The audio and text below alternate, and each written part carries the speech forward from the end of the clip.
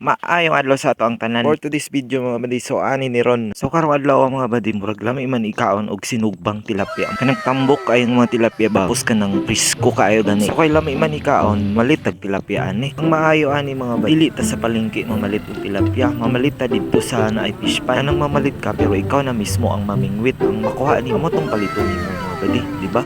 For the good ayun ta. So paadto nami dito sa amo ang palitanan og tilapia. Tuol lang gud ni sa amo kay isa lang man mi barangay ani. Nami kayo ang view sa dalan di ba? Kay kani nga dalan paadto ni siya magsangyaw. Natag ni karon sa luti isip pa ano. Tawag di kayo ba? So for today mamunin tayo. Mamunin. As you can see mga badi, sa ibabaw sa tricycle gid ko nagsakay sa top load para hangin-hangin ba, tapos kitaan pud mga nagni view good kinugmay nami diri karon sa Purok Lote, Barangay Cebuano, Tupisat, Cotabato mga badi. Dili na pud na karon mga badi Sunny Udal Eco Park diri sa Lote. Nice ang place.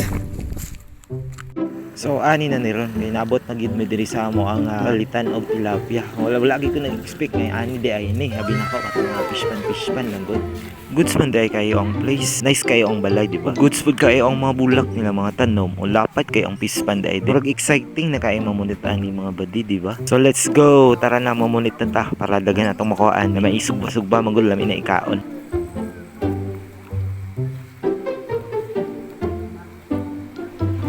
Og ani na ni Ron mga badi, kay pag abot na mo diri kay tilapia lang gid among tuyo diri. Pero dili na dai may makapingit-pingit ani kay naa na dai nadakpan na daan mga tilapia ani kita na ninyo. So ani na ni Ron guba ang atong plano nga magbingit-pingit og tilapia ani. Pero goods lang good kay syempre ara na langan pilito na ta ang tagiani nga kita pa ang mamingwit kay naa na may tilapia na. So mamalit na lang jud ta ani kay naa na may tilapia, di ba? Tapos barato lang ang tilapia diri kay 150 lang ang kilo. O di ba sa pakaana tapos fresh ko kaayo kung napa sa fish pan galing di ba?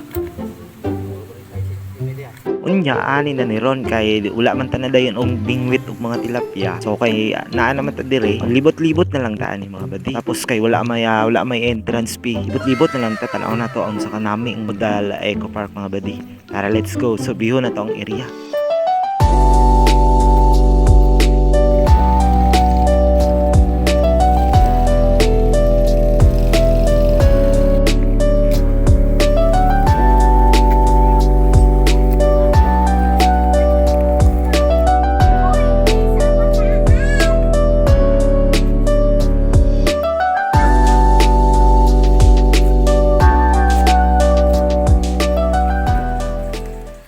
So ani ni Ron mga badi, diri sa Pikas fish pan nila, diri pud may mga tilapia to na diri na pero mga gagmay pagod nga tilapia. Diri pud sa Pikas fish pan nila, mga hituan na diri. Ug nga pa ni mga fish pan dito sa unahan. Og ani ni mga badi, naaman daay mga cottage diri. Pwede daay kayo mag-banding diri o kanang family banding good nga. Kung apoy mga gatherings ng mga meeting na pwede kayo gyapon na diri. Good sa panggoy kayo diri kay limpyo, tawhay og dili saba good. Og ani na ni Ron, wala day ko na inform nga naade diri akong mga tropa. Uy, kamusta naman mo? Gimingaw na ako sa inyo ha.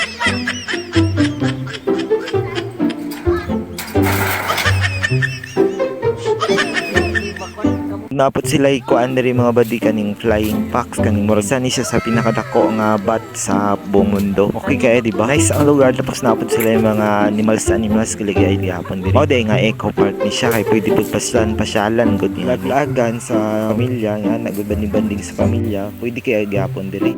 So ani na ni Ron kay wala man natuloy nga atong kuan pa bingwit og tilapia pero nice ang lugar kay nakalaag-lag tao libre lang gud wala ta entrance fee. So manguli na ta ani mga badi kay pagkumotor ani so tama kay ang dalan lubak kaayo. Perting sakita sa lubot. So diri lang sa taman mga badi kay manggunit sa kos diri sa babo tricycle kay si mahulog ko. Amping mo.